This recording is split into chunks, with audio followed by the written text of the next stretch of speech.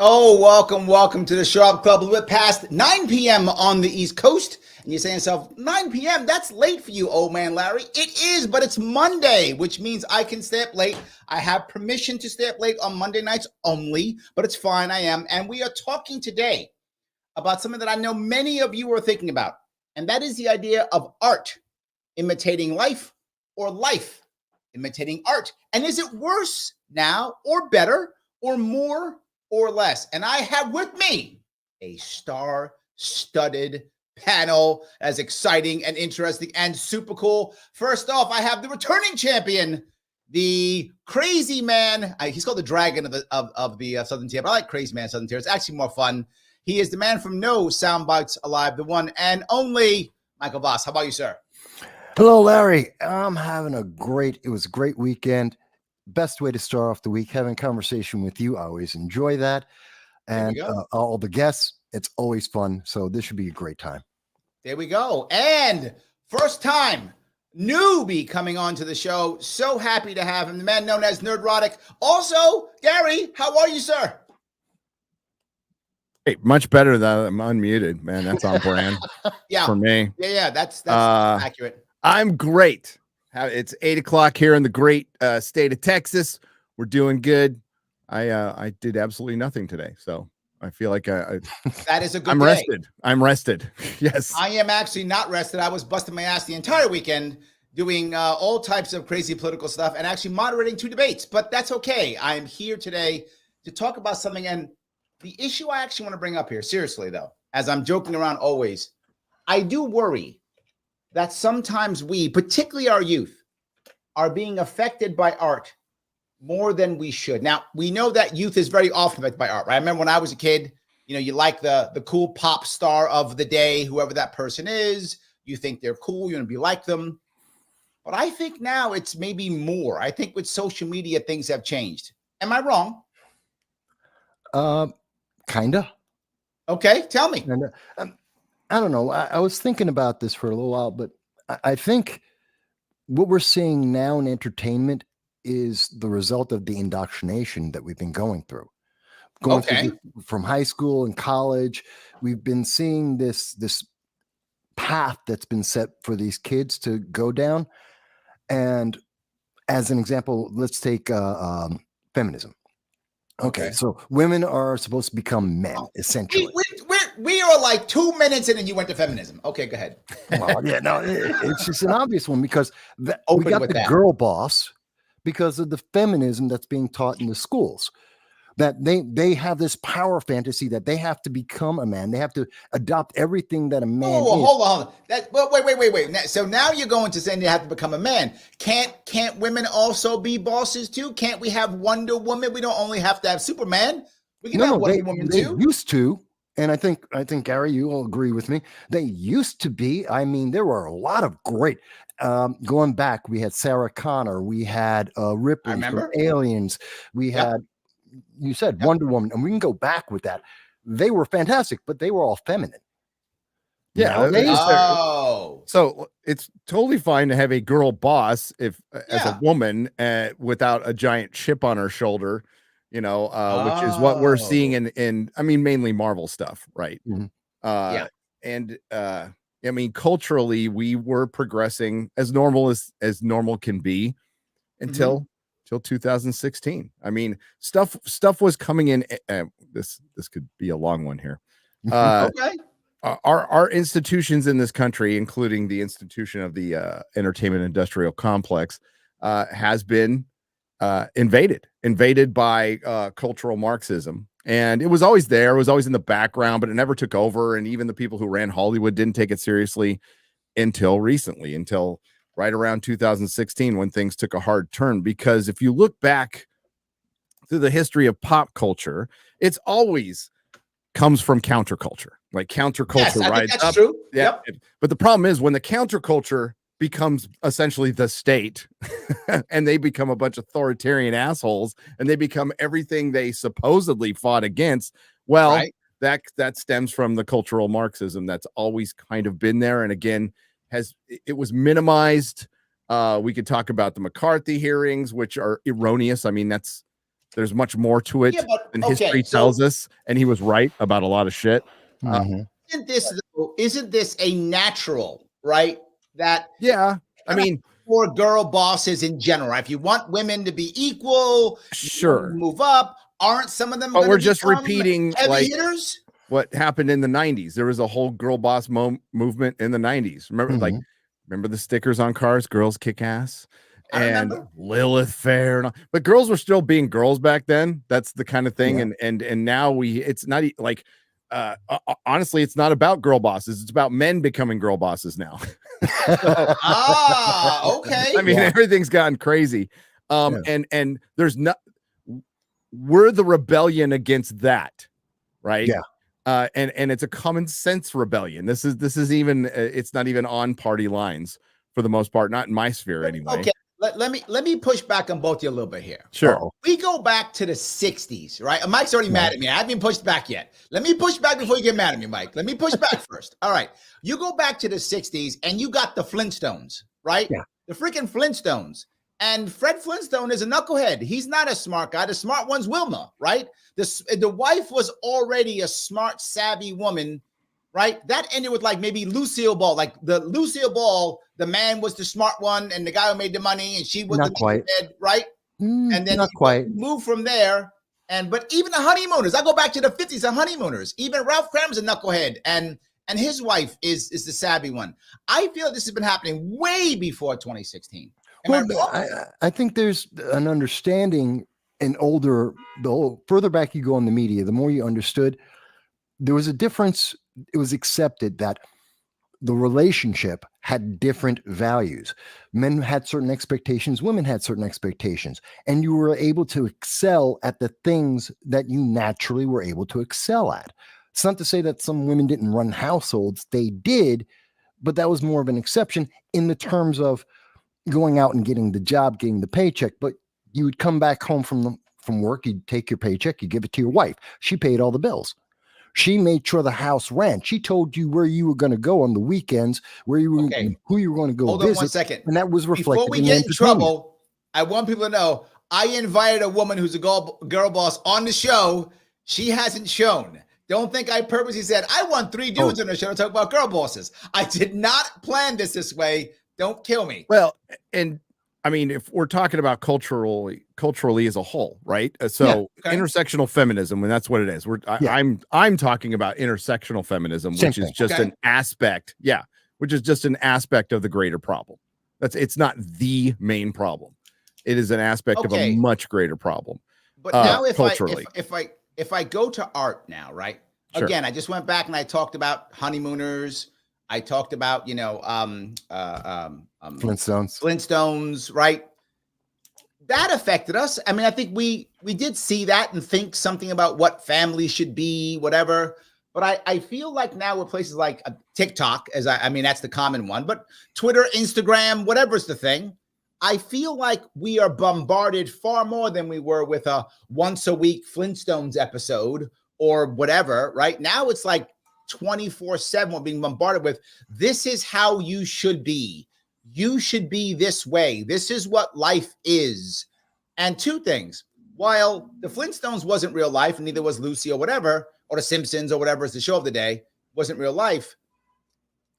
Internet life is not real life either, but it's 24/7. Doesn't that make it worse? Well, this in different ways. Entertainment was the fantasy that we wanted to believe in. Leave It to Beaver, Lost in Space, the original Star Trek, DS9, Farscape. These were all fantasies that we wanted to be the reality. We knew it wasn't. We all live real life. But that's why we had entertainment, to escape that. The comic books, Captain America, great example, right. Peter Parker. They had some problems, but they were living that fantasy that we could all relate to, which is why men and women enjoyed everything I just named in almost equal numbers, basically. No. When we were young, comic books were for boys. Mostly. When we were young, comic books were for boys. Now, not as much, but it really was for boys. Well, they're for nobody now. Well, exactly. For nobody. No, because now the fantasy. That's true. There is no fantasy anymore. It's no fantasy. Now it's just depressing. Okay. It's like, here, instead of a fantasy, we have this warped sense of reality. Like, this is what life could be ideally. And now this is what life is going to be imposed upon you. Okay. I mean, does that make sense? I tell this story often. I don't know if you guys know this, but my daughter is studying sequential arts in art school now, right? She's trying to become a storyteller, cartoonist. She's got a couple gigs already. She's studying this now. And at one point the school had a bunch of people from the industry to come, and the students could pitch to them an idea. And it was like 30 some odd ideas. Every single idea had someone who's part of the GSM, the gender and sexual minority community. Every idea.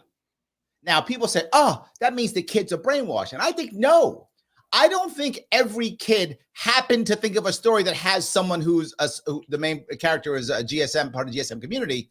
I think they thought that's what was going to get them published.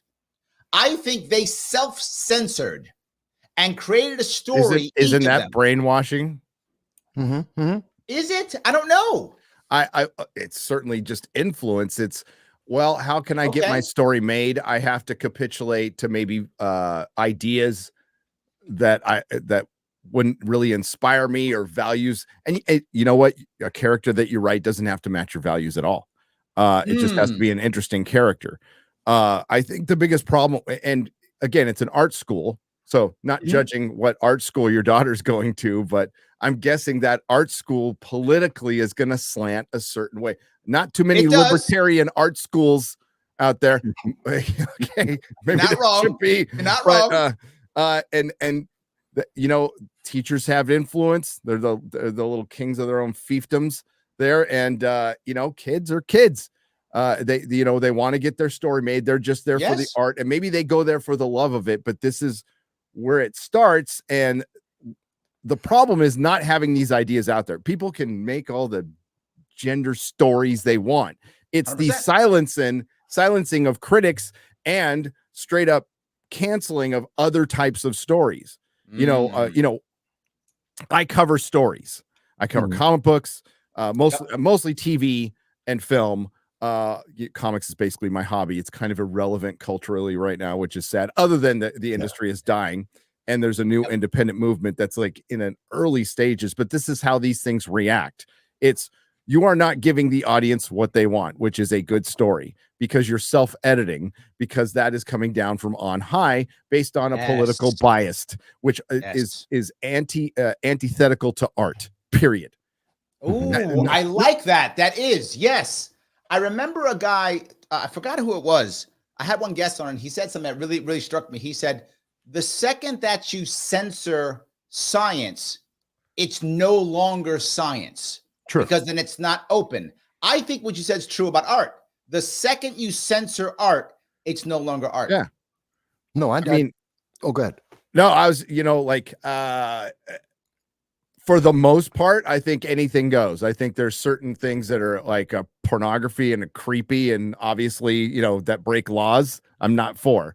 So, but other than that, if you're adults and you're making art, do what you want. I don't care. But once you start telling especially in the mainstream, I mainly cover pop culture for people who don't know. So for the mainstream, which you are looking for mass appeal, you have cut out half of your audience by literally calling them bigots and racists publicly. So it's killing interest in art. It's killing your industry. I think right now we're in this huge cultural shift where, well, those gatekeepers, we don't need them. We don't need Hollywood. I like these things a lot. I'm passionate about them, but we don't need them. And we can certainly make them on our own. And that's what Hollywood is afraid of. And that's why they put themselves, they're the ones who painted themselves into this identity politics corner, not us. 100%. They did it. And now they're finding it very hard to get out of, when it would have been the simplest thing. The problem is they would have to stand up to the people they capitulated to, which they don't have the sack to do. They just don't. There's two they don't do, but they haven't figured out the two pieces, I think. Number one is they haven't figured out that you don't need big finance anymore. You can crowdsource things very effectively, particularly the stories that people love. And big finance has destroyed the art. It's destroyed most of American business. Big finance has destroyed most of it with ESG and things of that sort, enforcing it. And second is they're worried about making money in China. Those two things together, they're separate, but both of them have affected that world, I think, a lot. Two different ways, but both of them have kind of neutered, if that makes any sense. To an extent, it does. I think there's a lot more to that, but I kind of want to piggyback someone on what Gary's saying, and it applies to what you're saying, Larry. Yesterday, you and Gary, you were on with EFAP talking about the Two Towers, one of the greatest films that have ever been made. I really love that film. And I enjoy each and every one of the characters. We were talking about Hold on, we're fast. The Two Towers. Let the audience know what that is. Lord of the Rings. Lord of the Rings. Okay. And what happens in that one? Give me a general idea what happens in that movie.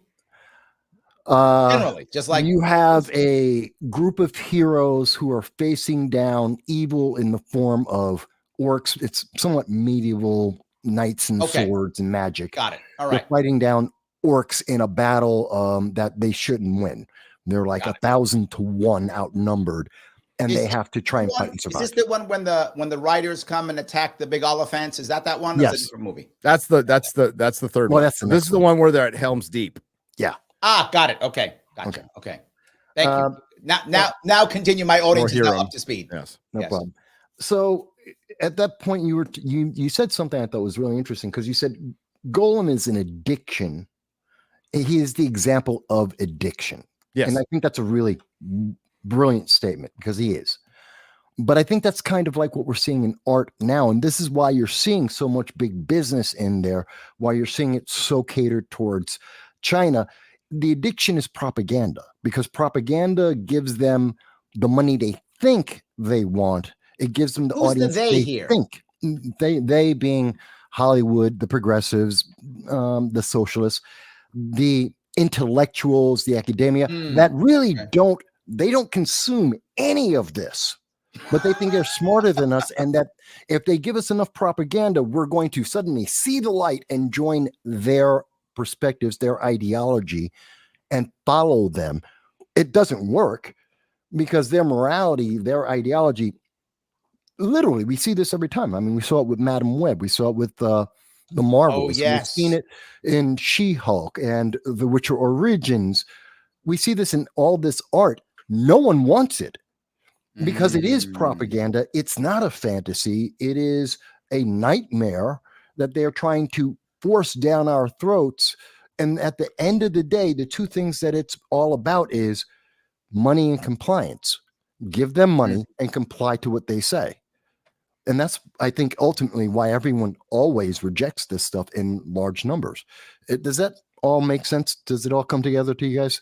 It's probably why people are rejecting it now, because, well, quite frankly, over COVID and everything else, like people were pushed to the limit, right? And they finally opened their eyes and started paying attention, because most of us are busy. Most of us are busy doing stuff. It's not even a judgment, really. It's just, that's the way life is. You guys are busy.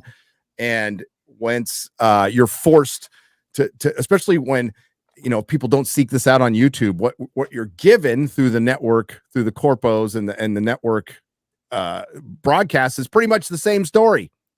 Fox will be a little different, but I mean, all the other networks will pretty much say the same thing. They're saying the same thing today.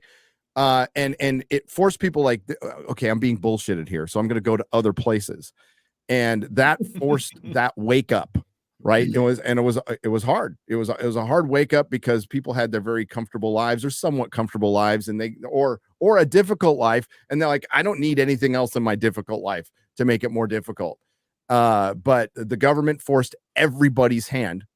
And the cultural revolution is the Marxists who are committing the corporate. We are the response. We are the rebellion to this corporate. Let me touch a couple things that Rebecca brought up. I want to grab Rebecca put a couple things out here, and she brings up, she says, that's why I watch YouTube more than Netflix and other streaming shows, right? And I think that happened, to your point, Gary, that happened during COVID. People started saying, Well, I'll watch YouTube. I'll watch the stuff. And when the writers' strike happened, nobody even cared. Nobody noticed. The writers were on strike for like a year. We were like, whatever, I don't care. I'm going to watch Gary on YouTube. I don't need you. I'm good, right? Like I have my entertainment and I can interact with it, right? Back and forth. But then she also does something else. She says it's not no one, a majority. I do have friends who enjoyed those shows and movies. And my daughter is 20. And a lot of her friends, they do like this stuff. Like they self-insert. Like to your point, Michael, the movies aren't there. This is not really art. It's just people inserting themselves. It's not a fantasy. It's I want to put myself on screen. It is almost the idea of not even fan fiction. I would even say it's narcissistic. I want to put myself in it, right? Okay, okay, I'd buy that. Yes, all right. And then the kids go, yeah, that's right. And so I think some of the youngins do enjoy this. Not many, nobody with money, but I do think some of them do. Well, that goes back to my thing about that. That's what they've been trained to like. They don't know the difference. We're not showing them any of the classics anymore. I mean, you try and watch Sesame Street is now considered R-rated. I mean, the Sesame Street we all grew up with. Right. And they consider that R-rated now. I mean, you got to be kidding me. They're trying to tell us, oh, we know so much better. You wouldn't be here if we didn't go through this, and it couldn't have been that bad because we're all here. And yet, oh no, but you're just evil and bad, and you're an ist and a phobe because you're not complying. Screw you. You are an ist and a phobe, boss. That's you. Well, you're an ist and a phobe. You are both. So, Gary, no, I mean, Gary, are we off on this? Gary, you'd never believe how many times they've called me a racist and Nazi. You know what? I would believe it now. There would be a time I'd be, what the hell? But nowadays it's like, yep. I that checks out. Checks out. Who cares at this point? Yes. They've overused it so much, and it's never been an argument. It's not an argument. And Larry, you ask, it's not that we're still in the learning process, but we're fighting. Is political fundamentalists who treat it like a religion, who think basically the politics is settled, the science is settled. Our side is right, your side is wrong. I don't wake up like that. I don't like whatever I believe politically. I'm open to new ideas. I don't roll out of the rack thinking I'm right about everything. But that's what we're fighting. We're fighting like a true believers, which is a scary thing. And then with them, we're fighting a lot of cowards. A lot of cowards who won't stand up for them, who are, especially when I'm talking about Hollywood, who won't stand up. Right now, there is a bit of a little rebellion going on, but it's anonymously. My friend Chris Gore over at Film Threat with Alan Ng have been running the D files and getting anonymous letters from WGA writers who hate everything about the strike, everything what they capitulated to, the new DEI rules, which are utterly ridiculous. Horrible. And by the way, those DEI rules are at every organization, every major corporation. They are at your public schools. They are everywhere. But the good news is they are being rejected slowly, right? I was against DEI early. I literally said DEI doesn't make things better. It doesn't make things neutral. It literally makes things worse. It is harmful. It's not neutral. It is harmful. And I've been screaming that for years. And now finally, because I used to do that kind of work, I stopped because they don't want my kind of work. My work, when I used to do this work for a living, for those who don't know, I'm a consultant, I'm a businessman for a living. That's what I do for a living, right? I do that kind of work. And I would teach emotional intelligence. That's what I would teach, emotional intelligence, understanding that you are not everyone else and everyone else is not you. That is a healthy way of going about things. The difference between intent and impact, recognizing those both as different, that's healthy and good. DEI says no. Everyone, you must know that everyone is based upon whatever group you decide. That's who they are, and intent is irrelevant. All that matters is impact, and by default, you are evil, and it is nothing but harmful. That's because DEI is essentially it's equity. We're talking about equity, which is the eternal division into smaller and smaller groups, individuals, taking them from being human beings with agency into characteristics that must obey. It is dehumanizing. It destroys people's agency. It doesn't recognize humanity or any aspect of that. It is simply about creating the robots. What was it? Carlin said, it's also smart enough to run the unforgiving. machines, too dumb to ask questions. That's DEI. That's equity. But it's also unforgiving, which is, I was always taught in everything I did, and every business I've ever been part of, when I've been office in public company, it's the same thing. You want to be harsh on systems, and you want to be very good on people, right? Mm-hmm. You want to be harsh on systems to make your systems as good as you possibly can, but you want to be good on people, right? You want to give people the opportunity to grow and to fail and to do the right stuff so they can become better. You want your systems to constantly be tighter and tighter and tighter, but not your people. You want your people to be able to grow and be better. And it just drives me crazy. But before I go, I have one thing. Joe has a good joke. He does say most of Sesame Street characters are naked around kids. So they kind of got you on that one. That's a good point. That is a good point. It's just saying it is. I never thought about that with Snuffleupagus. I really did. There we go. He was naked, so his junk might have been out. Maybe Oscar the Grouch. That's why he's in the trash can, but not Big Bird. Yeah, unfortunately, our systems are becoming tighter, like around our neck, right? Yes. With all our rules and stuff, and not allowing people to grow and make mistakes, and meritocracy is being legislated out. And that's the death of our country. So we 100%. Need to, and also, it's also the death of being a human. We aren't meant to be cuddled. This world is not fair. It's an effed up world. You need to internalize that. And once you do, life does become easier. It was rough. It's rough for Voss, rough for me, rough for people in the chat. We all have our rough spots, but it made us so much better. But now, what's messed up about DEI is it's super racist. By the way, you're fighting you're fighting discrimination by being every DEI chart could be. You could save a lot of time by just saying, "Are you white or not?" That's it. That's all you need to ask. Yes. Are you white and straight? Yes or no? And the rest of it's fine. Yes. And then after that, now when people get a role, when somebody gets a directing job, and that's a person of color using their fucking horrible language. Excuse my language. You can drop F-bombs. Everybody, including that person, is now going to think, "Am I a diversity hire?" That's messed up. But they are a diversity hire. Person.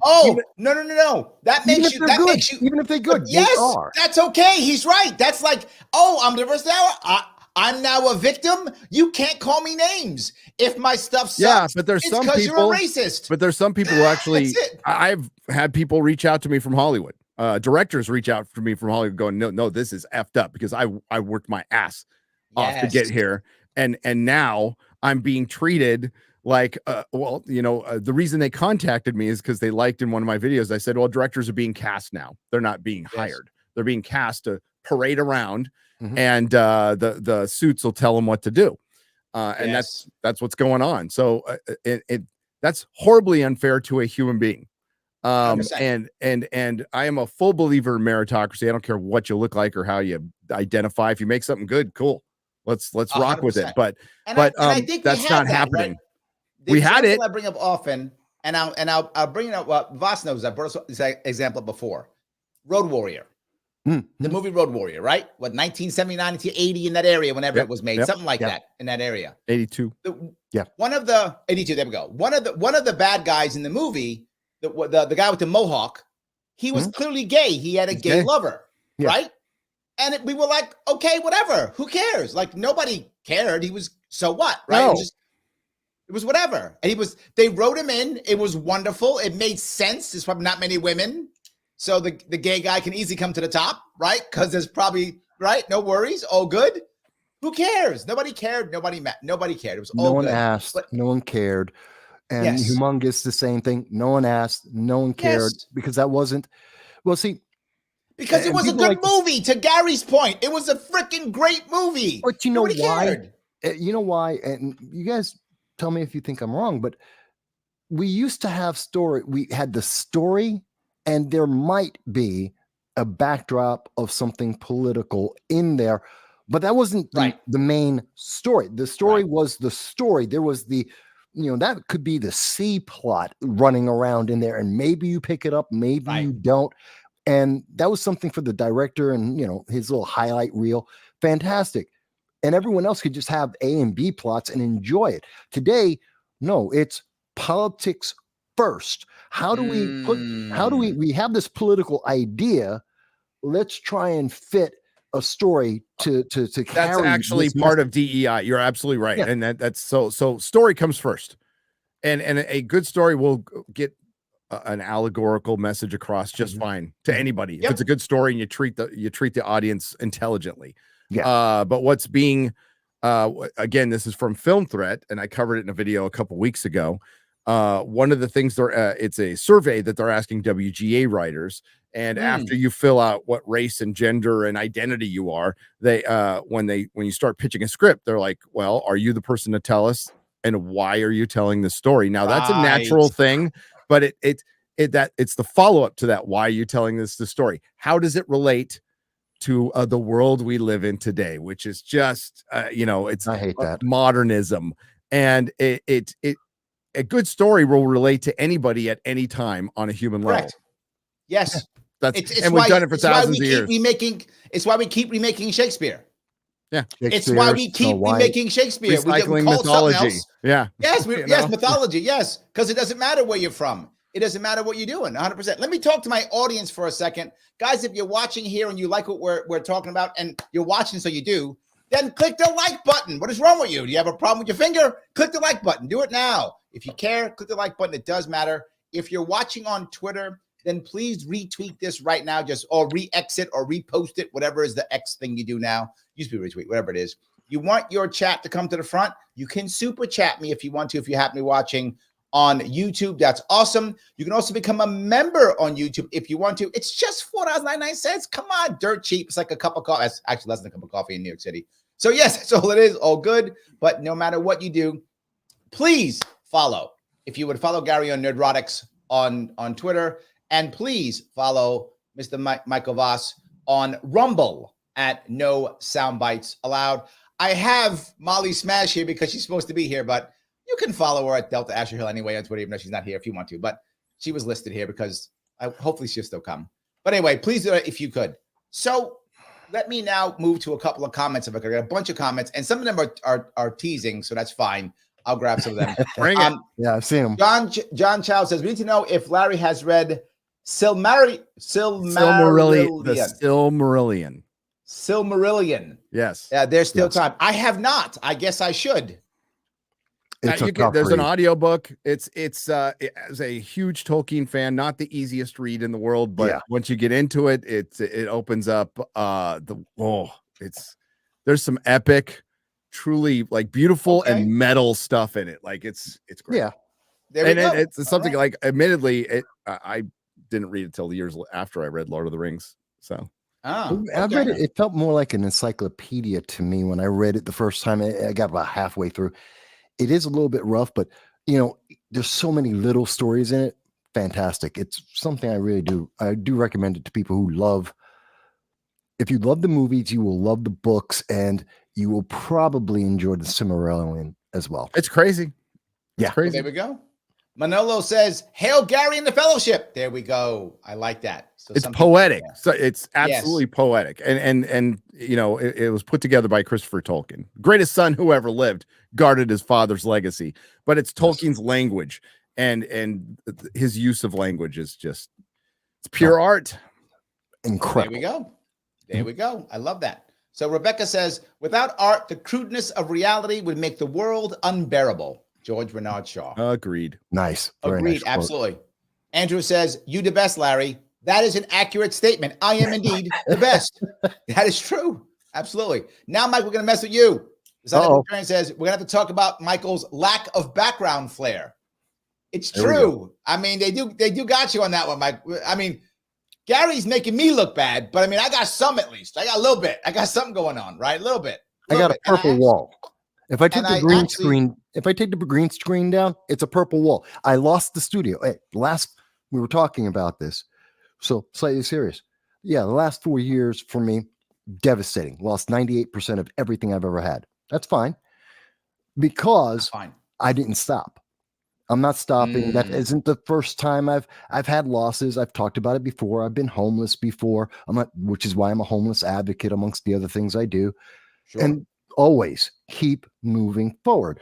I lost the house. I lost the studio. Guess what? I'm still doing this. And instead of having a good background, I got a green screen. Guess what? We've been trying to get rid of you, Mike, but you keep coming back. Every time we try to get rid of you, that's it. Keep coming back. Here's my positive message. Keep moving forward. Talk to people. Keep moving forward. Opportunities will come. There we go. Well, now we're messing with Gary because he says, I know we say there's a minimum of 10 pieces of flair, but Nerdrotic has 370 pieces of flair. Yeah. So you kind of went overboard, my friend. A little bit. Did you finally get the stuff on the ceiling? Because I remember you. Yeah. Really? Yeah. I've got 2 more ships to hang up, and then I'll do my room tour. But just to tell you how much backgrounds don't matter, my most viewed video is is in a hotel room in San Marcos, California. I recorded it in a freaking hotel room. There we go. There you go. There we go. Absolutely.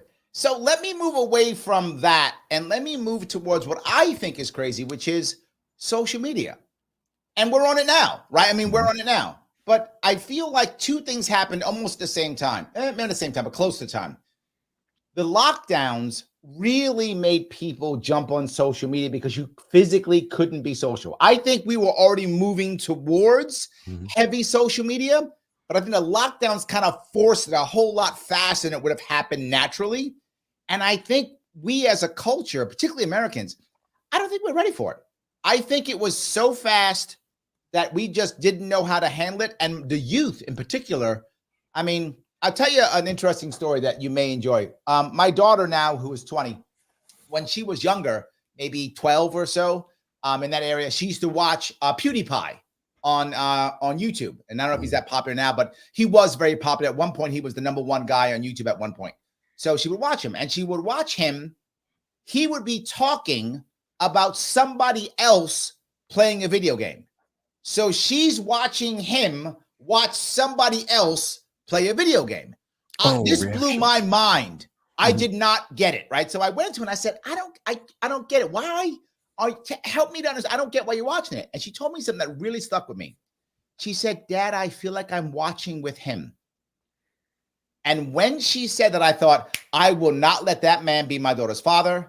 And I got directly involved with everything she watches, I watch. We watch things together. I actually got all my kids, I got them all together, and my wife too, in the kitchen. And you could play video games if you wanted to, but you had to play with us in the kitchen. So I made it, we'd all play like, my kids used to love Roblox. They don't really like it anymore, but they used to love Roblox. So I had a Roblox account. So we're all playing Roblox together, right? So we're all watching. Now to this day, my daughters still send me TikToks. Like they'll send me a TikTok. Oh, isn't it funny, Dad? They'll send me that stuff. I feel like the lockdowns expanded that, and so many of our youth are so stuck in social media, they actually prefer it to human life. Did I go too far on this? No, go ahead. No, but it was our government's response to COVID that exacerbated a problem that was already there, right? But the core issue of why people like to watch live streaming or back during live TV is there's a lot of loneliness in this country. There's a lot of addiction, and these are all things I've gone through. So addiction, homelessness, despair. And what kept me going was listening to it was called Armstrong and Getty. There's this radio show in the Bay Area that I still love. I'd listen to that, and I'd kind of keep me going for a few more hours. I'd find a live stream and I'd watch, and it just felt like there was a personal connection there. Right. And that's one of the core issues.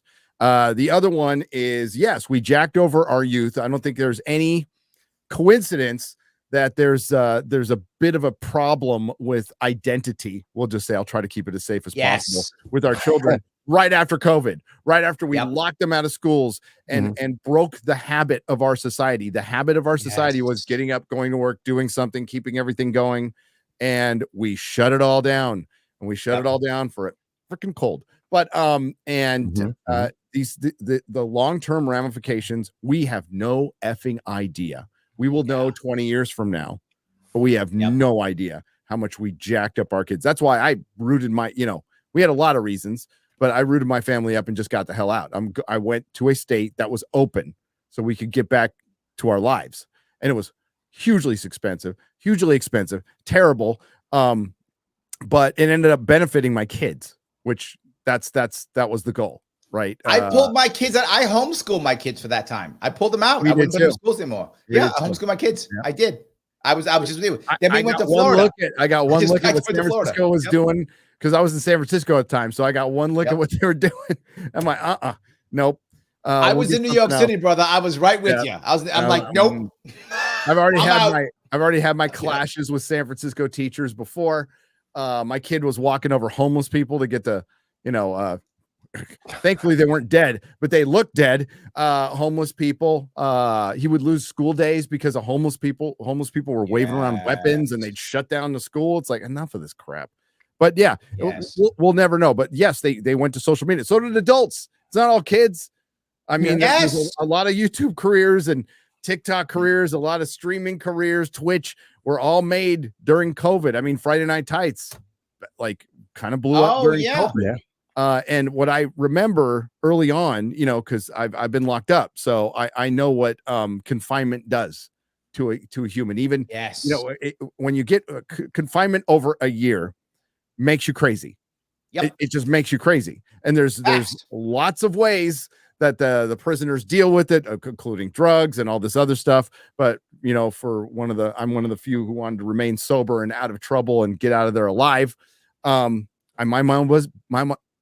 Minded my own business, but I definitely went nuts. I went straight up nuts in there for a little while. And I did a live stream on it at the time. I remember I was like, you guys might need to know, hey, you're not going to be in prison, but it's going to be like you're being confined. And when it gets to the 6-month part, you're going to start going fucking crazy. You're going to start like losing your shit. And our whole country did that. Now, some people handled it. Now it's great.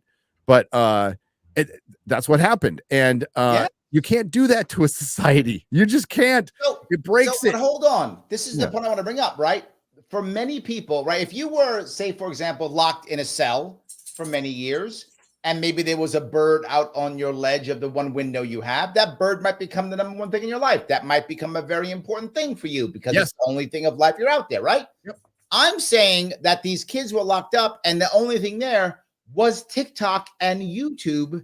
And now it's 2 years later and they still think TikTok and YouTube is a thing. So if the TikToker tells you blah, blah, blah, you believe a TikToker. If the YouTube guy tells you so-and-so, and I remember, and this, you're talking about identity. I'll give you this from my own kids. Both of my kids had identity issues also, as most young kids do, right? Most kids do. They started telling me things from TikTokers and YouTube. And all I said was, okay, great, go to school. Okay, great, do your homework. That's it. That's all I said. Okay, great, do your thing. Whatever, you're whatever. Let's keep moving. Let's keep moving. And they grew to be 2 straight kids. Yeah. Well, no, I just left them alone. Most kids are. Yeah. You didn't helicopter to be parent. Clear, I don't get myself in trouble here, to be very forward. And I'm not virtue signaling. I'm being very forward. If my kids were gay or something else, I don't care. I'd love them either way. That would not change my love for them. But I didn't assume that they were something that they said. I just said, be you and you'll figure out whatever it is. Yes, that's exactly how. That's how we parented too. It's, we didn't influence them with religion or any like I had mine, I spoke them, but I'm like, you guys believe in it, whatever you want. You grow into this world area. And fortunately for me, I got a couple of base kids, but this is great. If you leave them alone, they're going to work out fine. That's why we see so many of the youth today don't know how to do anything because they haven't grown. Individually, as individuals, in terms of their spirituality, their intellect, their social interactions, especially now. And then you add on top, and that's because we've been more and more technology so fast, we haven't learned to adapt to it. And then you lock them down. Basically, you're right. We were all put into prison sentences. Yeah. And that magnifies it. At the same time, we've got the propaganda going on. We have never had a time in history where we had so much that affected so many in such a negative way. And the one thing that should have helped us with this, which is what we were here today, is entertainment. It's our escape from that. It's our one release that we can all get around the cooler. We can send each other. How well did movies do during the Depression? Pretty damn well. Right. Exactly. I mean, And we could have had that. I mean, remember Astartes? Did you see Astartes, Gary? I know what it is. Yes, I have. Oh, okay. You got to see it. It's fantastic. One guy made this. It's about Space Marines. It's Warhammer 40K. It's Warhammer 40K thing. I don't know much about Warhammer 40K, but we watched it and it's pretty incredible. Dude, once you get into Warhammer 40K, it's a rabbit hole. You're going to go. Boss is always talking about Warhammer. I got to watch it, I guess, because he's always talking about it. You see all this stuff? Do you think I got room for 40K stuff? Oh, you don't need crazy. You'll need a bigger house, man. You will want all this stuff. I want all this stuff. I love my Space Marines. That's cool. Warhammer 40K fans are hardcore, and I love them for it. I absolutely do. Oh yeah, total respect. Huge lore. But I mean, we had that opportunity. There were people coming up. Yourself, many people were coming up with entertainment that were helping people get through that time with some levity, some interest, distractions. And then we had this big push from political organizations manipulating the entertainment. We had WEF, WEC coming in with their ESG and their money saying, no, you'll do fantastic. Just listen to us. What is it? Sweet Baby Inc. Sweet Baby Inc.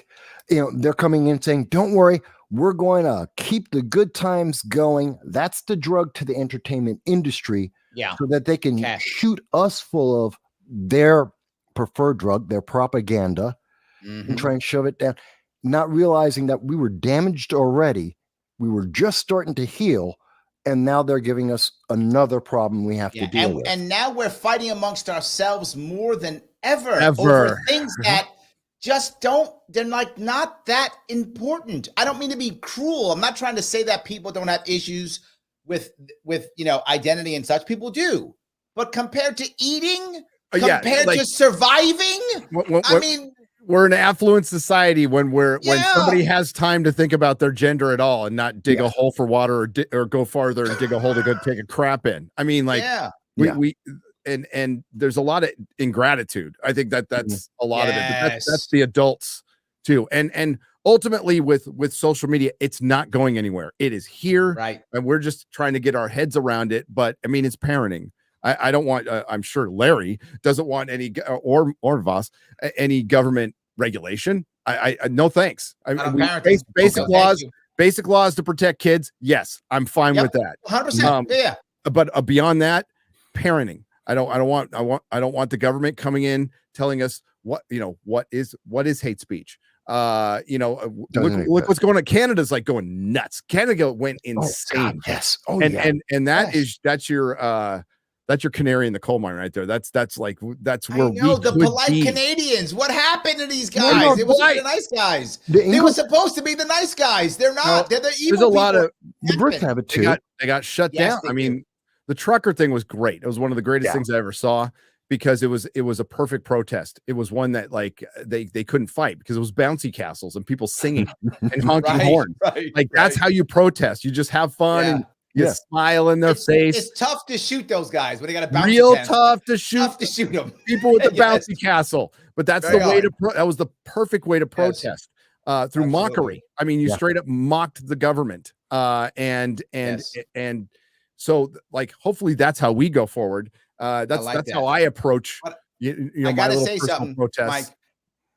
Joel's teasing you. He says, "Mike, come on, obey, comply, damn it, just do it, just do it." Yes, but he goes. Well, I'm supposed to. I mean, you and me, Larry, we're already categorized as part of the obey crowd. That's what we're supposed to be. I know. Well, neither one of us is black anymore because we didn't vote for Biden, so we got to figure out what race we are now. Yeah. So I don't know. I keep saying, "Oh, the Democratic Party will tell you eventually if they stay in power." Eventually, I'm waiting for it to come in the mail. I figured it would come in the mail. They would tell me you are now Puerto Rican or whatever I am, right? Whatever. That's what I figured. But I want to be Filipino. I love Filipino people. I'm going to pick Filipino. Samoan's a good too. Yeah, maybe that. Yeah, my shop was near Daly City. I had half of my clientele was Filipino. It's great. There we go. Filipinos are wonderful. So I'm going to go with that. But anyway, Joel says AI art makes me doubt every photo now, and This part to me is funny. Like my daughter's going into art, and I told her, I said, she would tease me. She would say, Dad, there are a lot of artists that are better than me. I said, I don't care. It doesn't matter. She's like, what do you mean? I said, look, you want to make money? You don't have to. It's good if you're a good artist. It's good. I mean, please, if you can draw well. But knowing how to draw is nowhere near as important as knowing what to draw. Knowing what to draw is the critical piece. That's what you need to focus on. How to draw, who cares? But to Joel's point, does the AI also begin to learn what to draw? Yeah, it did. And it made the Vikings Asians and made everyone in England black. It literally made black Nazis. Literally. Yeah. Black Germany. It was like, literally. Yes. Wow. Okay. Yeah, it learned all right.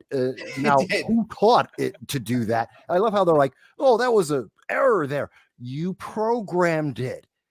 Exactly what there might be some atheists here, but I that's just something that makes me believe, maybe there's some sort of architect or creator or higher power out there that just made Google make the biggest freaking, how could they even make that mistake? And it was great. It was fantastic that it happened, got memed to death, and we shamed them. Now, the Babylon Bee had the best headline that Google promises to be racist in secret next time. But that's real. That's not real. That's real. I know.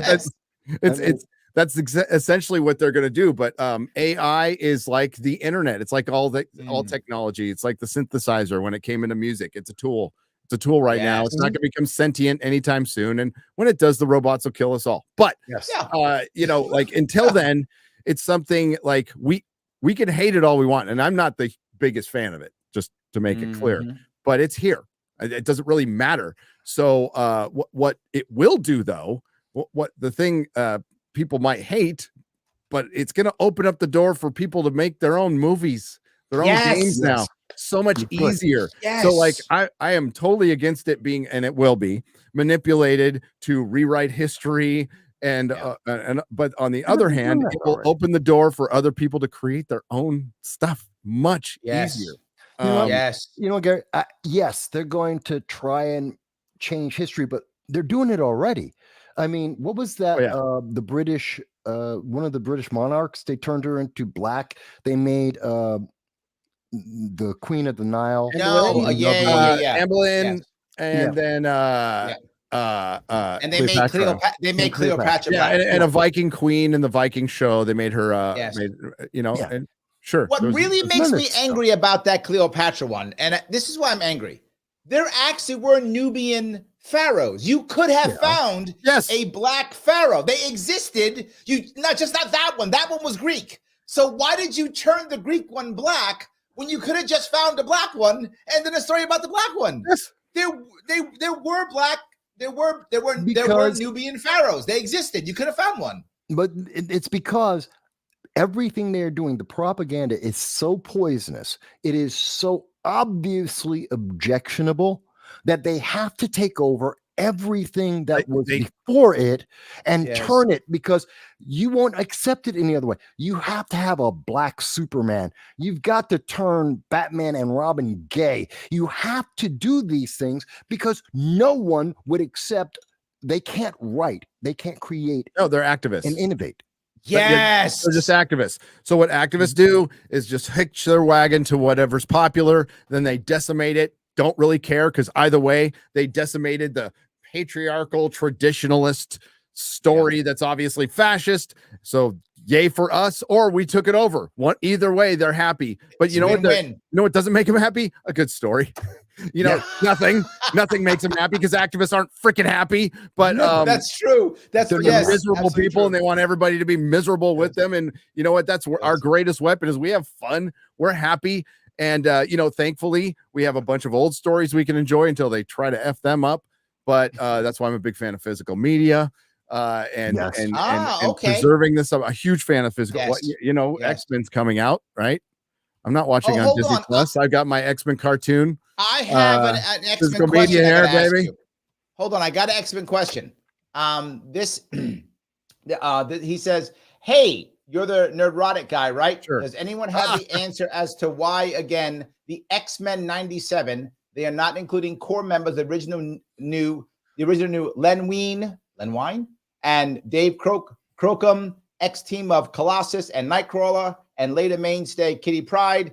I don't care if they have Rogue, Gambit, and Jubilation. Lee, just give me my original new team. Yes. Same Yeah, thing well, they move. I mean, it depends on where they are in the chronology of this story. I think it's supposed to be a continuation, and that's probably what I would hope they were there at some point. But good Len Wein, God rest his soul, co-creator of Wolverine, so many other things. You want to hear a sad story? Saw him at Comic-Con 2019. He was dying, hung out with his son, and a Wolverine, the Logan had just come out, or a couple of years before. And we had discussed like, hey, so Hugh Jackman like gave him money because he wasn't getting residuals.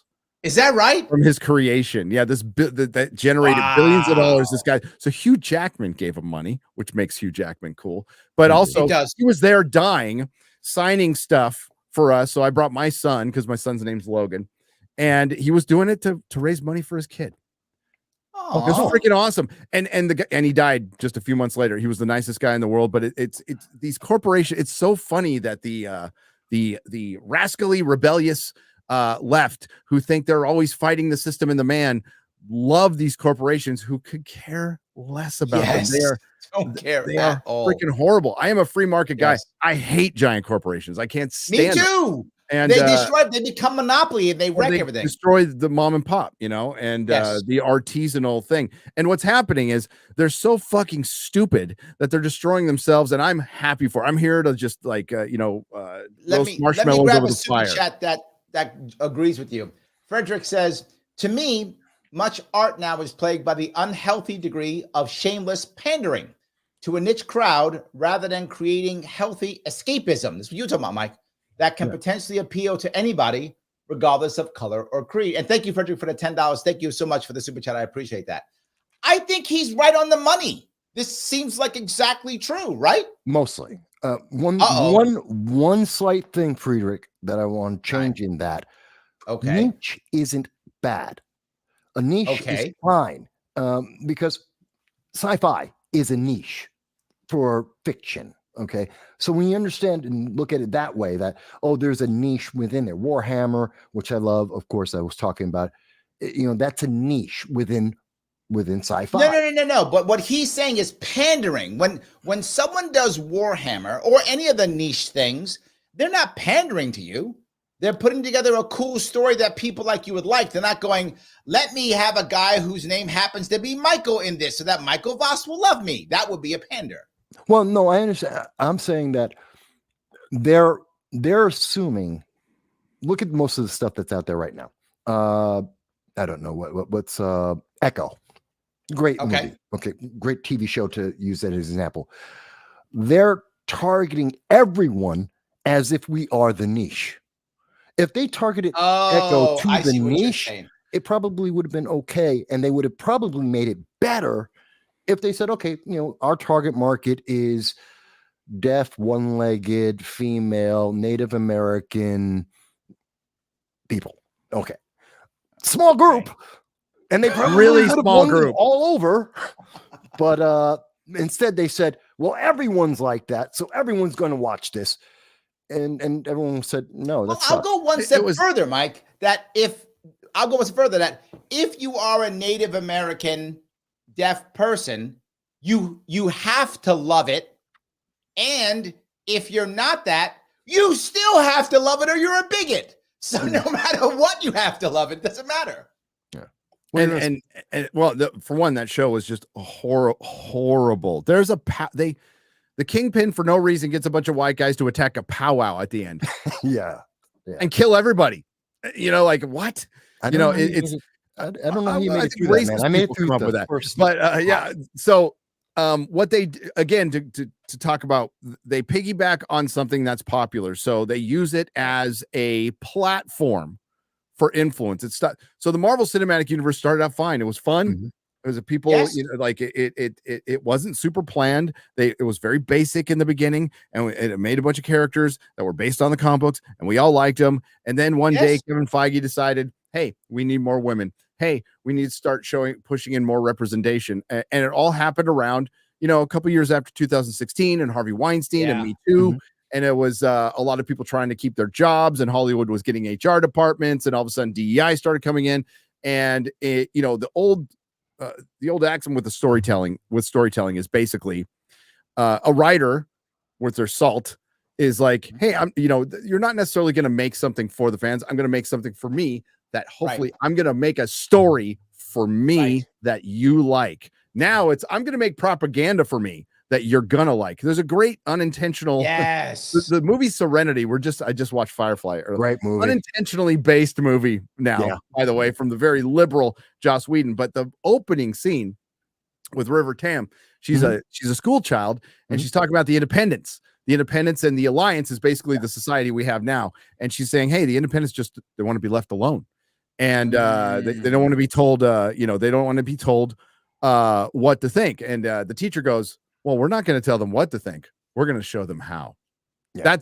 That's what Hollywood is right now. And then commands everyone to lie down. Yep. Lie down. Just lie down. Oh, just lie down. Oh, and good. By the end, I'm not giving away the ending of it, but when you understand how serious, what happens when you lie down, it's like, oh, when you lie down and you're like, oh my God, especially when you watch Serenity, the movie Serenity today. All right, now I gotta read a book now. Serenity? I gotta watch a movie. You guys give me homework. I gotta watch movies. He loves to give everybody, trust me, you're doing better. You could be playing Golem, or he can make you watch, what was that one that you made as he nearly busted his head open watching? It was going crazy. Oh, Robin Hood? Yeah. Robin Hood. They were talking about the Panderstone in chat. Somebody sent me a Panderstone. Yeah, that South Park episode was a cultural moment. Yeah, like 100%. That was when the tide is definitely turning. People have had enough. Agreed. They've absolutely had enough, and Dune's doing very well at the box office, but like this is their first box office hit since like a Taylor Swift movie came out in October.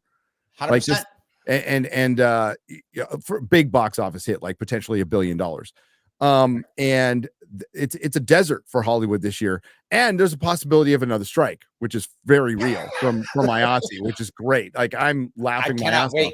Well, they actually, these are the craft workers, so they, I'm totally anti-union, but they have a leg to stand on. Like they could really shut Hollywood down, and since they were allied with the other unions, the unions have to ally with them. Yeah, they have. So if they go on strike, they have to shut down Hollywood. They can't use scabs. And these are the people, these are artists, the people who build the sets in like a night. It's a lot of the blue collar people in Hollywood, but they can, again, I don't have a dog in this fight. I'm like, go get them, whatever. I think I think personally having a union's just giving yourself another boss and taking away one of your freedoms by giving up your ability to negotiate, which I think is totally insane. But we'll see what happens. Let me grab a couple comments if I could. Shakazu says I'm a boomer. Well, almost true. He says PewDiePie is actually pretty based. He is. It could be Hassan. I don't know. Is Hassan based? I don't know. No, Hassan is a maniac. Hassan is one of the dumbest people on the internet. Yes. Well, there we go, Shaka Zulu. I think Hassan may not be as based as you think. So yes, there we go. PewDiePie is based, and he's not Mr. Beast is the biggest YouTuber now, but he was the biggest YouTuber. Then he went, just moved to Japan with his wife, had a baby. Yes, like it's awesome. Right. It's an awesome story. This guy who used to do meme review and stuff is living a great life. Good for him, man. Yeah, there we go. I love that. Nick is with you. He says 40K is great. Recommend. There we go. Space Marines. I guess Space someone Marines likes it. Space Marines. Can you really beat Space Marines? No, not really. You just can't. I mean, Marines rule. Not gonna work. Space Marines rule harder. That's it. Correct. That is accurate. Ryan says, I love Larry's enthusiasm. Thank you. I appreciate that. That is amazing. I do appreciate that. Yes.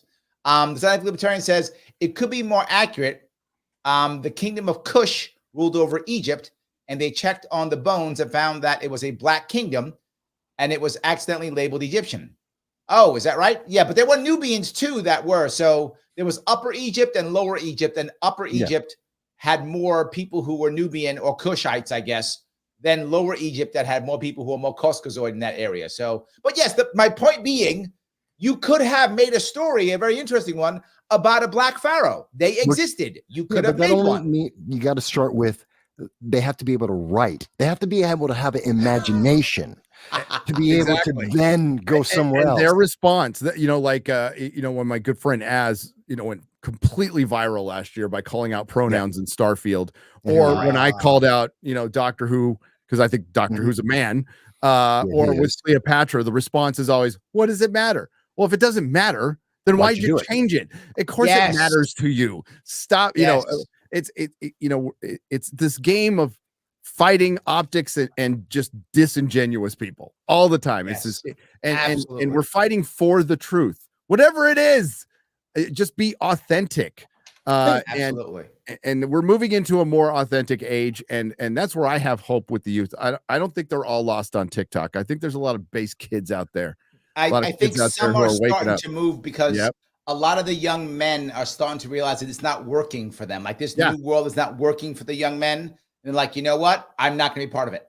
The sad part is a lot of them are checking out, which sucks. But I think in the long run, that's probably going to help because we need those young men to move our society forward. As they check out, we're going to beg them to come back. Young men are put in a meat grinder in this country. Like of all makes, shapes, and sizes, they are put into a meat grinder and forgotten.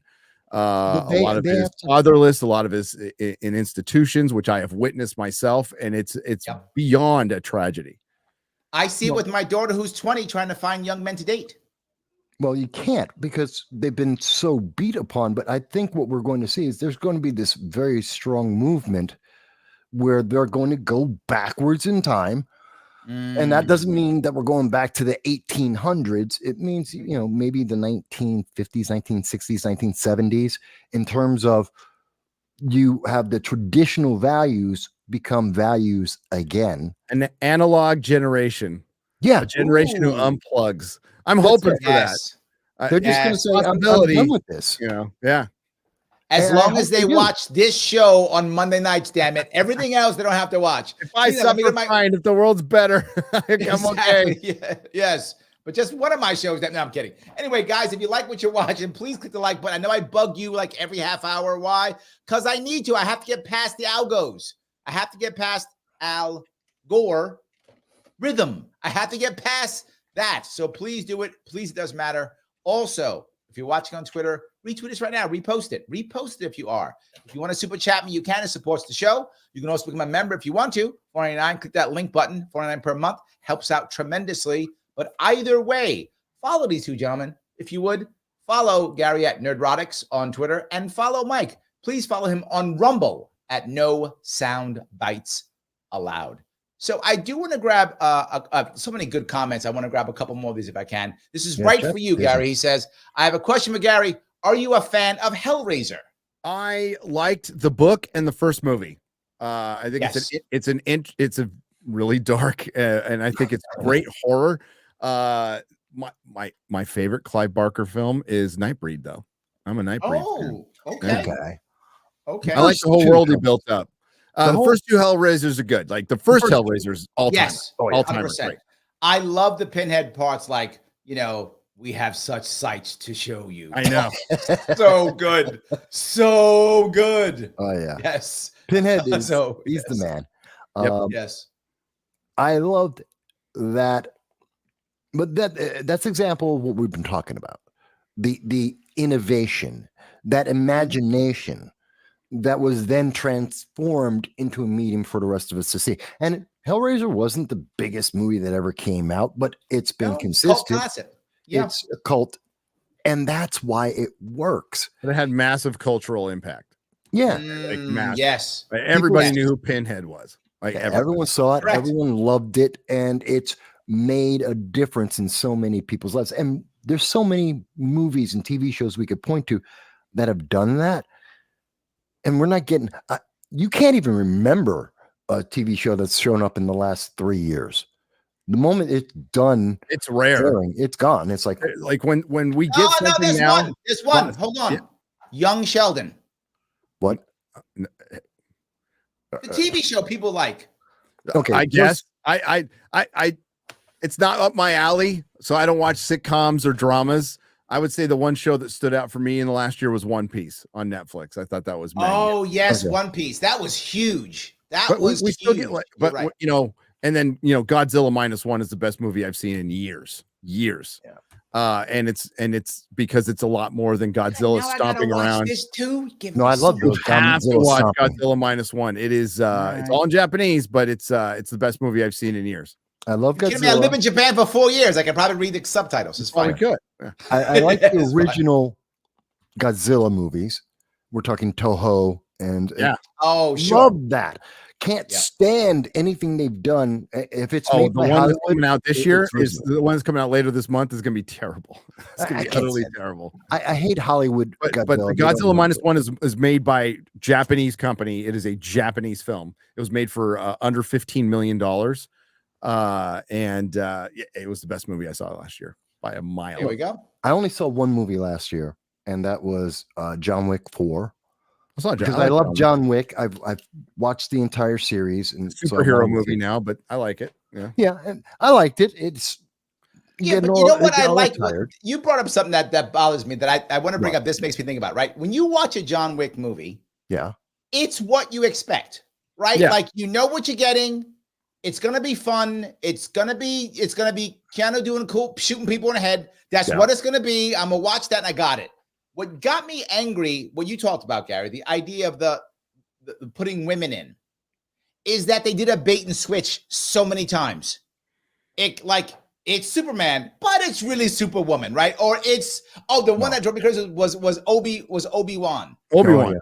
That was terrible. But it was about Black Jedi chick, right? Yeah. And again, I'm not against the Black Jedi chick. Awesome. But have a Black Jedi chick movie then. Just give her a movie and make it a good movie. Well, they made her a terrible character. They made her an absolutely But she was terrible horrible, too. So it was a bait character. and switch that sucked.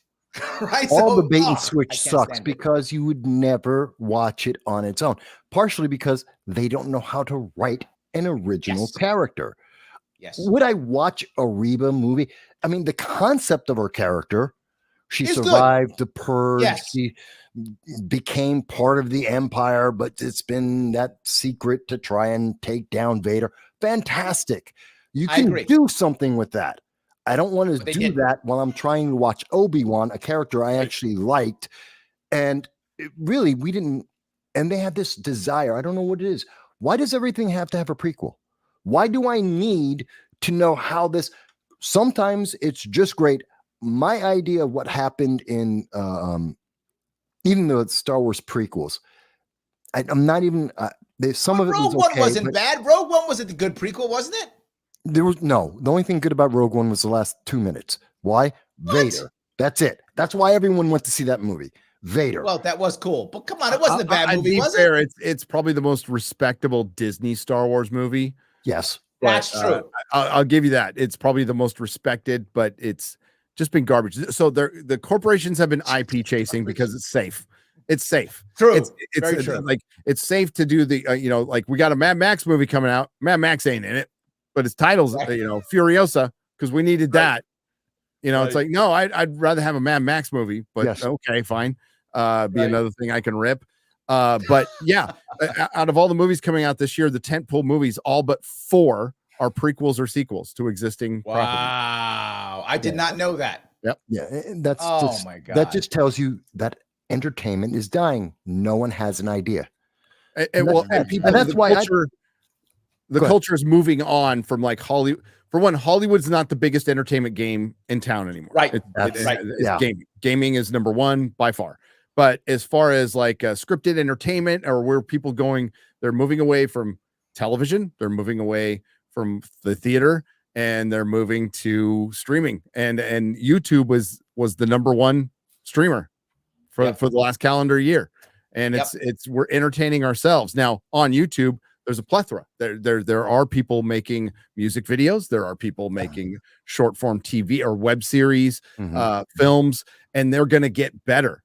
They're going to get much better. Hollywood cannot compete against that because they're way more nimble. Like we, the independents, are way more nimble. And by the way, Hollywood basically legislated out AI, which is, it's probably good to try to slow it down, but it's not going to stop anybody in the independent sphere from using it. And out of that, that's where, and I think maybe everything goes niche and artisanal. I'm fine with that. I am spread it out, decentralize it. That's great. That's kind of the world that, music used to be localized a bit. There was always the big bands and stuff, but there would be a band that was popular in San Diego or Chicago or just New York, and they'd make a good living. And that's kind of, I think, where entertainment needs to go.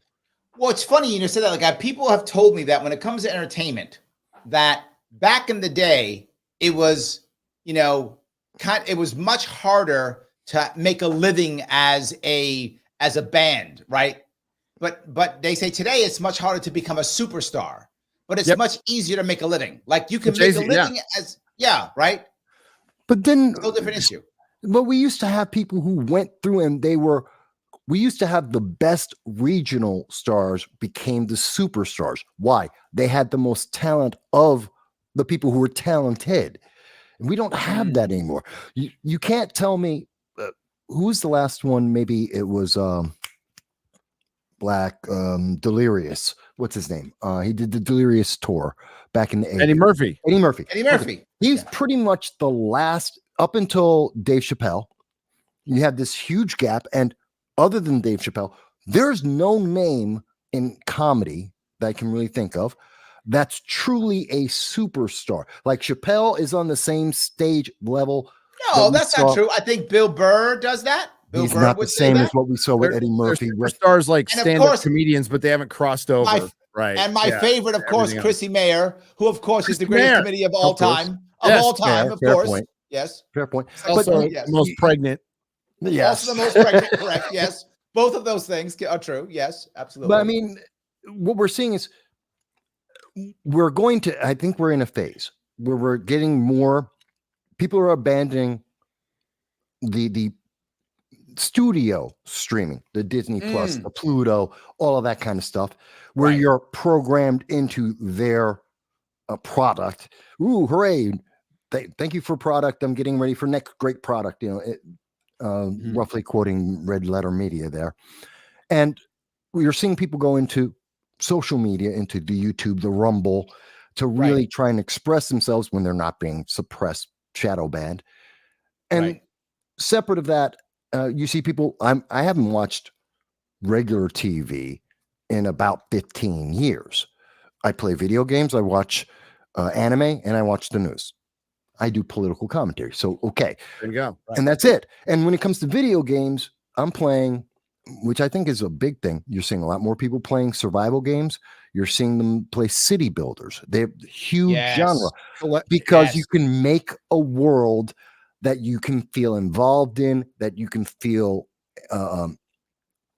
in control of. Agreed. And it makes you feel like you're achieving something. And I think you're seeing that reflect in the rest of the social media. I mean, does that make sense, guys? Yeah. Well, if like you talked about watching old anime. So if you just combine people who watch old anime and play video games, and correct me if I'm wrong, chat, because I'm obviously a big gamer, but I think it was Fortnite or a version of Call of Duty recently. It's one of the two that had, 500,000 active players.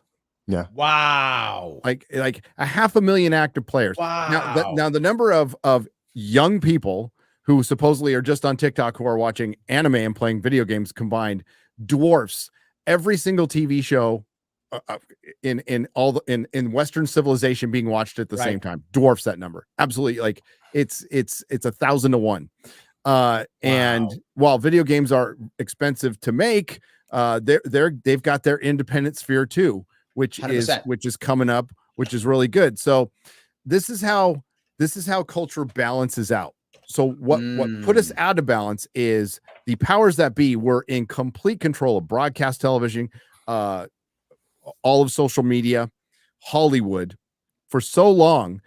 And these are supposed to be companies that are in competition with each other, and they were lockstep, absolutely lockstep for the most part. Yes, there were exceptions, but not enough. Now they're being forced. Like they don't want to do this, But because they're competing against us, they're being forced to be a little more traditional in their storytelling, maybe not pissing off half the country, which I don't think you come back from, by the way. It is very tough. That's the biggest criticism of Hollywood. Hollywood's doing a lot of navel gazing right now. That's going to be my next vid. A lot of navel gazing, but the one thing they refuse to talk about is how political they got over the last 4 years and how much they pissed off half the country, which is your biggest problem. Screw the corporatism and all that. Those are problems too. But your biggest problem is your money. You cut your money in half because you piss them off. And you know how you get them back? Get on your fucking knees and treat them like a customer. For one, they're not consumers, they're customers. These are human beings who spend their hard-earned money on your stuff. Don't take them for granted. And you better start begging pretty damn soon, because customers are king. People are finding that out. Hollywood is so busy. Let me talk to my customers if I could. Barry Smooth is being so nice. Barry Smooth, thank you for the super chat. $1.99. $1.99. Mike has bad knees. Says, I hope everyone is subscribed to Dan Vask. Hang on. Let me answer that. I was going to say, no, Gary has to go first. It's 1 million for Gary. Dan is great with the music. I know about this. And I'm telling you, go to Nerdrotic, get him first. Then you can go, or matter of fact, do both at the same time. Dan can't win. Can't win. There's a bet, Larry, between me and Dan Vass. Dan Vass is a young man with long flowing hair, questionable, sexual orientation, but a great singing voice. Great singing voice, and he challenged me to a bet last year, like first to 1 million. If I lose, I have to sing a Bon Jovi song. I freaking hate Bon Jovi. With the intensity of 10,000 Suns, and if I win, then he wears man buns. He has to sing a song that I write about man buns being gay. So that's the bet. That's so good. I don't know who I want to win. And it was so it was so far off. I'm like, sure, it was way off back then. And now it's getting close. It's like, I just want to be over. You're at 980. He's at like 960, I think. So you can do it, man. All right. So there we go. You heard it. I am a fan, folks. I do actually watch Nerdrotics completely separate. Right, so I watch Larry. I watch Gary. He said, just subscribe to Voss. You subscribe to Voss. Subscribe to Dan. No. He says, hail the fellowship. Larry, I met you at the OCLP, which is the Orange County Libertarian Party charter meeting a few years ago in Orange County. I haven't abandoned New York yet, but I want to. I know, me too, brother. Me too. But soon we'll see if we can hold on. Thank you very much, Big Boned. Which Orange County? There we go. Which Orange County? I think that's Orange County, New York, which is right above New York City. Gotcha. Right above New York City. Gotcha. Yes, okay. Right above New York City. So yes, Craig says Nerdrotics is right about major corporations not caring for people who put them on the pedestal. Politicians too. People and friendships, and leave families to defend those who couldn't care less about them. Boom. Wow. Mm-hmm. Yes. Yep. Wow. That is very true. I can't. Yeah. Robert says Marvel died when it entered the Panderverse. Oh yeah. Hard. Fact. Absolutely. There's so many great characters, and the characters, there's so much they could do. Even like Echo. You had a great she's okay. Yeah. She's basically Taskmaster in a female form. So you've already done the gender swap by having Echo as is. She's the female Taskmaster. And that would have been. For those of you know who Taskmaster is, he is a character. So you got to remember, his audience isn't your audience, Mike. Okay, Taskmaster was a villain who could copy any task. Once he saw you do it, he could do it as well as you, if not better. He could do anything. The Avengers, and Echo was fine in the comic books. If you cast a hot woman, a fit hot woman who can act, no one and gave her a good story, no one would have a problem with it, and maybe adapt the Daredevil comics. Instead, they completely changed her powers. She doesn't look anything like she does in the comic. They hooked you in with Daredevil in one scene, and they completely cut bait and switch. Damn it! Yes, they bait and switched you again. So should have just done a Kingpin series. Screw Echo. Do a Kingpin series. Seriously, brutal New York crime lord. I know people don't like that stuff. People didn't like The Sopranos. You know, people hated Sopranos. They don't like this That was stuff. terrible. Yeah, no one watched that stuff. No one watched They hated that. The Godfather. That movie Yeah. went nowhere. I Yeah. completely agree. That movie went nowhere. Terrible. Yeah. Nick says niche is completely fine. Just don't expect the niche to be a massive success. Right. Or don't turn well-established franchises into a niche thing. Don't spend Yes. 300 million on a niche subject No. that, you know, isn't going to get you back. If it's 500 niche, million. then you make it for that niche audience, and then if it's good enough, Right. well, it'll that niche audience will put out that old word of mouth that still seems to work pretty well as marketing, Yes. and then put $70 million into your project. I love how we talk about that like that's nothing. Just 70 million. 70 million, Yeah. Got that in my chump front change. pocket in case I got to cross a bridge for a toll. Got that in my Wasn't that pocket the just in first case. John Wick movie? I think the first John Wick was done for like 50 million. 40 million. Joker Right. was done for 50 million. First Deadpool, I think, was 70 million. Yep. These are normal prices for I think reasonable prices for a Hollywood production. Yes. And it gives you a chance to make money, and they're going to dial things way back now though. Yeah, So we're but going to start getting action, and we're going to start getting more action. I'm fine with that, by the way. Just Yeah. make more action films. I think the scientific libertarian is teasing us. He says, nothing says I don't like pandering to people who don't like pandering. So, that's actually pretty funny, bro. That was a good one. That's good. I like that. He did get us on that one. That's good. See, but they can't go to action and propaganda. They have to go to, What do you just, mean? And the three movies you just mentioned, all great. Why? No pandering, no politics, no Mm. propaganda as the story. They had a story, and then it just did well. You have Dune out there, which I Mhm. liked. It's a decent. The book fans are not super happy, but it seems like the public is very happy. It's a visit, and there's a couple things in it, but it's not. It doesn't take away from the story, and it's just a normal adaptation. It's a normal story, and people are now. There's a lot of hyperbole too. Like, this is the greatest thing ever. It's like, you've been starving in the desert. Right. You got a really good cold glass of water. It's still a cold Absolutely. glass of water. It's not reinventing the wheel. Absolutely. It's funny. We have two Godzilla comments, though. Yeah. This is Roger Meadows, by the way. Roger says they made Godzilla fat. Roger, okay, if you were laying at the bottom of the ocean and then you just got gorged on atomic energy, you'd probably put on a couple pounds too, okay? Especially when you were just laying around, not running around a lot, not doing a lot of exercise. Godzilla was on lockdown. Who knows for how long? That's true. Good It was point. COVID weight.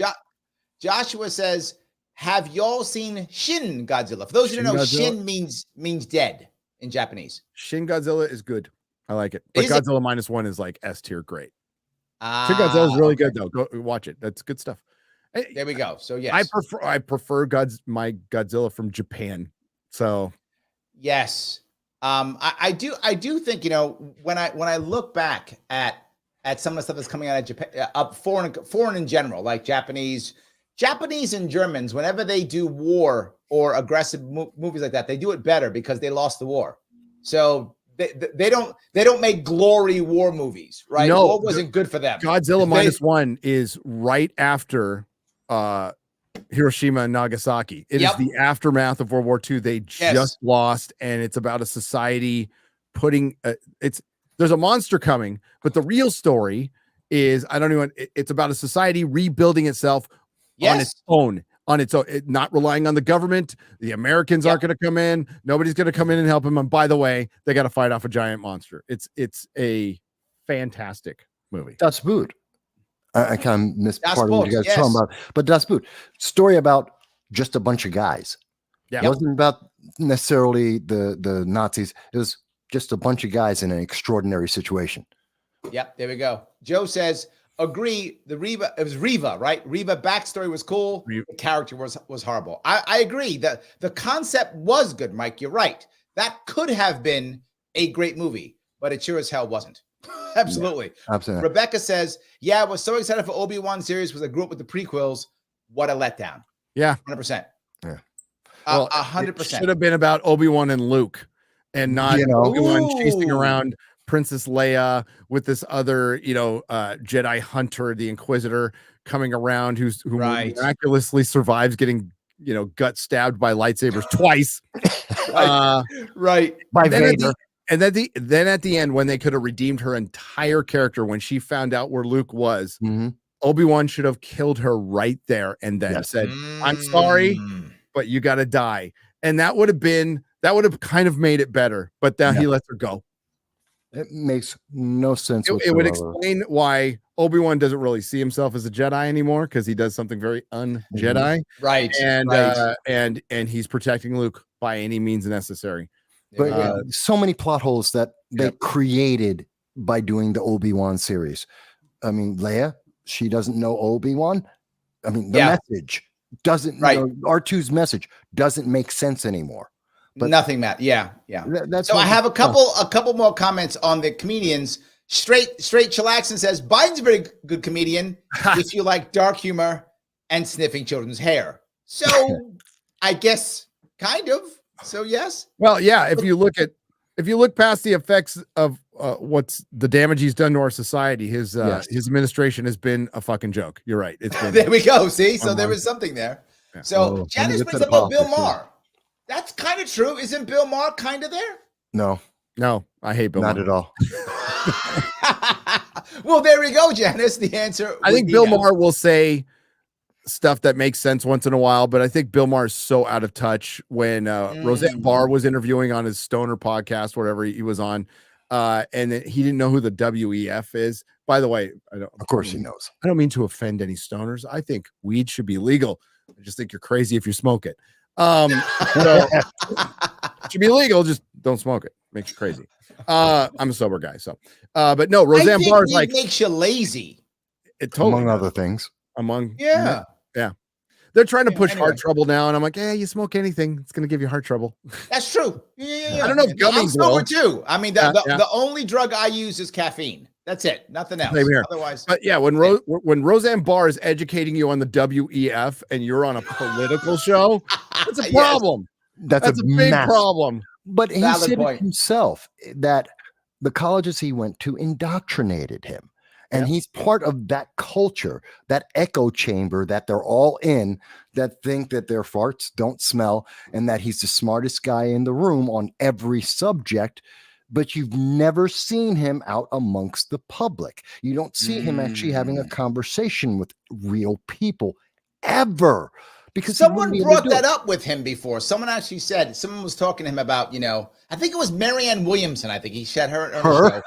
Yeah. And Marianne Williamson said, don't you see the people in your city who are, starving and such? He goes, I see lots of people living their best life. She said, but what about on Skid Row? She goes, I don't go to Skid Row. It's like, that's the problem. If you would go to Skid Row, you'd see some people who are suffering. If you go to places that regular people are, you would see some people struggling to get around. Do you think Bill Maher goes to Target?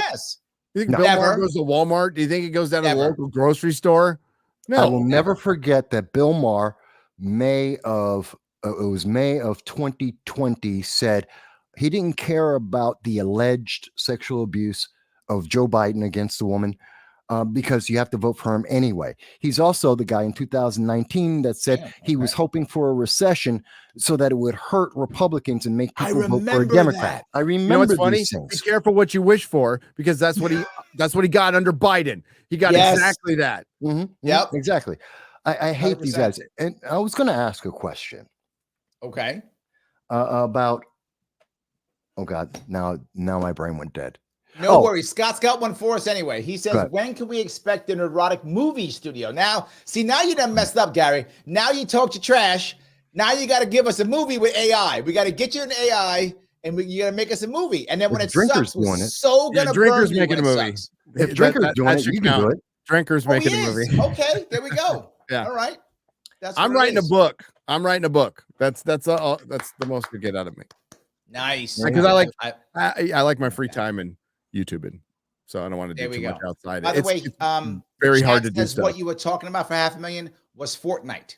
Fortnite. Thank you, chat. Yes. Thank you, chat. Fortnite's the same. Yes. Yeah, that's what it was. So I thought they would enjoy that. So, I remember my question. Go ahead now, real quick. So let me ask you: are you afraid? Where do you think entertainment goes? Art entertainment goes if the government continues down the path they're doing right now, where the government is going to start actively censoring social media, the internet. I'm terrified of it. People like Senator Blumenthal have come out and they've been very clear. They want to inject the government and create to protect people. I love this. Always be afraid if they say they're going to protect you or if they're going to do something. God help you if they say those things. And they're going to do something about the internet by introducing government, which I think we're suddenly talking about becoming China. That's where I think that leads. If the government U.S. starts trying to censor to protect us, we become China. And I think entertainment dies. What do you think? Yes, I think entertainment dies and our society dies. So we should always have that healthy fear that the government wants to censor us, be authoritative, wants to take away our rights, always wants to make new rules. I think that should just be how you wake up in the morning. That should be our baseline, as they say it. And but having that healthy fear will keep us fighting it. And the only way we fight it, you guys know this, you're political. Presidents aren't going to change this locally. Locally, your local elections have to become the most important thing in your life. You know what? I say that like having completely ignored them most of my life until my wife got shut down. Her business got shut down forever during COVID, and never again am I going to ignore who's lording over me locally. There we go. We have some good people here where I am, and some freaking knuckleheads. And we need to take them out. I got a super chat here. Gary, he lets me know. Big B Buster says Gary's at 990, Dan's at 967. So it looks like you're winning, Gary. Dude, I told you, he's so close, people. You can do it. Go and click on him, then Dan Vass, then Larry, then me. Please. There we go. In that order. I don't mind in that order. I'm happy at 10 to 50,000 people. I'd be happy as hell. Please, go in that order. It ain't over till it's over. I'm not gonna. I've only been doing this 18 years. You don't know how they suppress that. Oh, I know. I talk about. Oh, they do. They do politics. They most certainly do. Public does. Social media, the giants, they don't. They just hit me. Joe says, "I'm looking forward to the new Killer Clowns from Outer Space game coming out." Nice, proper Valkyrie there in your avatar, by the way. Oh, there we go. I'm sorry. That's Valkyrie. Now, if you watch the movies, you would go, the original. Isn't she black? And it would say no. But that's they are now Defenders. That's like the original Defenders. OG Defenders. Yes. Yeah. Here we go. I remember some of Godzilla. I gotta tell you how unhappy I am. This will make some of you cry. When I went to the Marine Corps, my mom threw out all my old comics, thinking that they weren't valuable. Yep. I had gazillions of dollars worth of comics now. I literally had an Avengers #1 that I bought at a Creation comic book convention at the World Trade Center in like 1980 or whenever I bought it. It was from 62, but I bought it in like 1980 or something like that. Yeah, where it was probably like $20 or something like that. It was like $40. Yes, it was like $40. Yeah. Yes. And I had, so you might remember this, back in the 1970s, right after the Superman movie, they made the first ever DC Marvel comic that was together. It was a big supersized comic, and it was Superman and Spider-Man. Yes. Superman and Spider-Man. I had that in mint. I also had something else special. I had, for you don't know, there was a Godzilla comic book. Yes. Godzilla comic book, 2-year series, only 2 series, and he fought every single group. He fought the Avengers, Defenders, he fought them all and beat them all. He was the only the only monster to beat all of them. And he beat all of them together. I had all of it. He fought the Micronauts. They had a Micronaut comic book. Yes. And I had that all in the garbage. And when I think about that now, that was 30 years ago, I still want to cry. No. Yeah. When I went to in 91, when I went to Moscow, I lived there for about 1.5 years. I had 4,000, somewhere between 4,000 and 7,000 comics. And I was actually keeping them.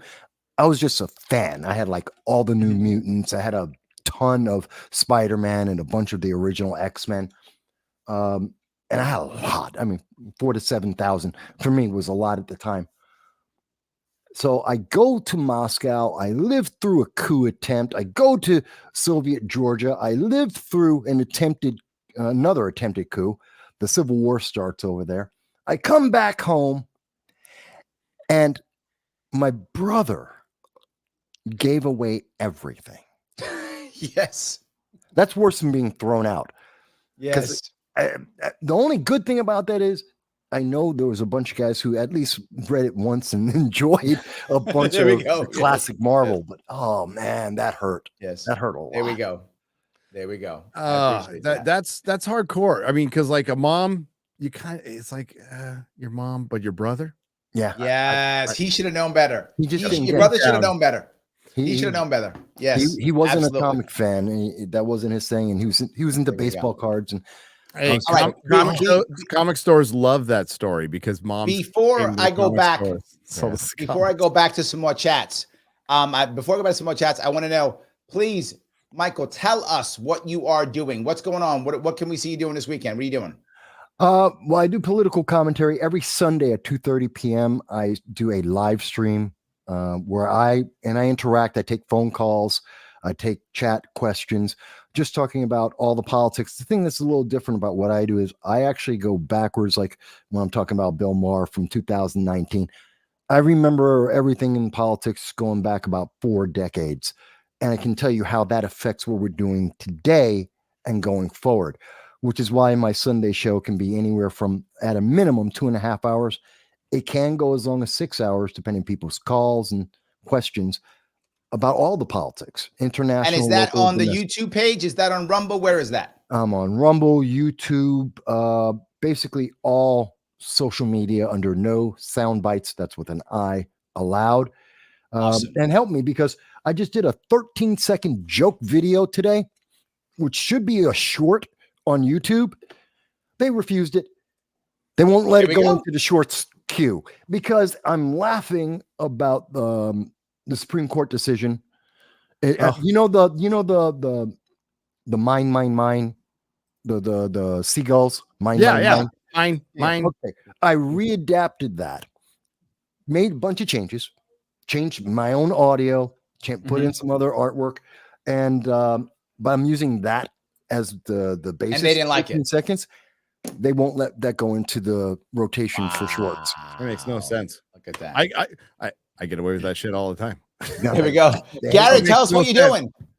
What am I doing? I am writing up a video that's going to come out in the next couple of days. So we're going to be talking about the shape Hollywood's in right now, and we're going to talk about their navel gazing once again.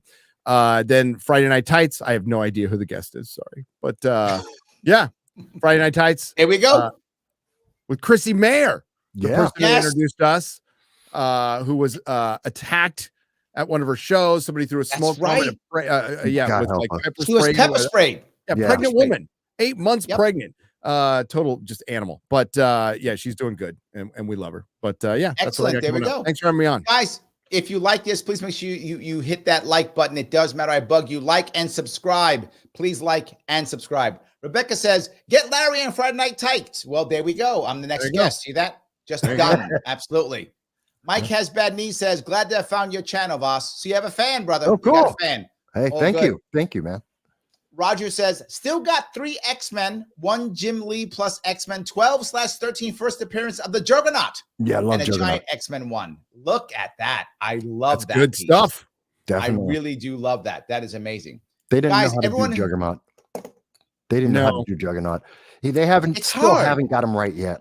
Yeah, like Deadpool 2 was close. Like that was the most acceptable one. But yeah, before that's the original one, he was terrible. There was a cosplay going around on Twitter yesterday that was amazing. Absolutely. Really? Okay. Yeah, if you could find it, look for the Juggernaut. Just search Juggernaut cosplay. It's freaking great. Was it with the helmet? Yes. It's straight up comic book Juggernaut. The guy's basically in a suit, and it's just his face is coming out the helmet, but his arms are the right proportion, proper costume. Right. You give me so much damn homework. All right. Guys, please follow these gentlemen if you would. Follow Gary at Nerdrotics on Twitter. Follow Mike on Rumble at No Soundbites Allowed. Everyone, thank you so much for watching. Do me a favor. Once this is over, go back on YouTube and leave a comment. Once we're done, go back on YouTube afterwards, leave a comment, go back on Facebook. If you're watching Facebook, leave a comment afterwards. The Al Gore rhythms like that very much. Have a great night, everybody. I will be seeing you all tomorrow, 1 p.m. I'll be live 1 p.m. WYSL, Rochester, New York. See you all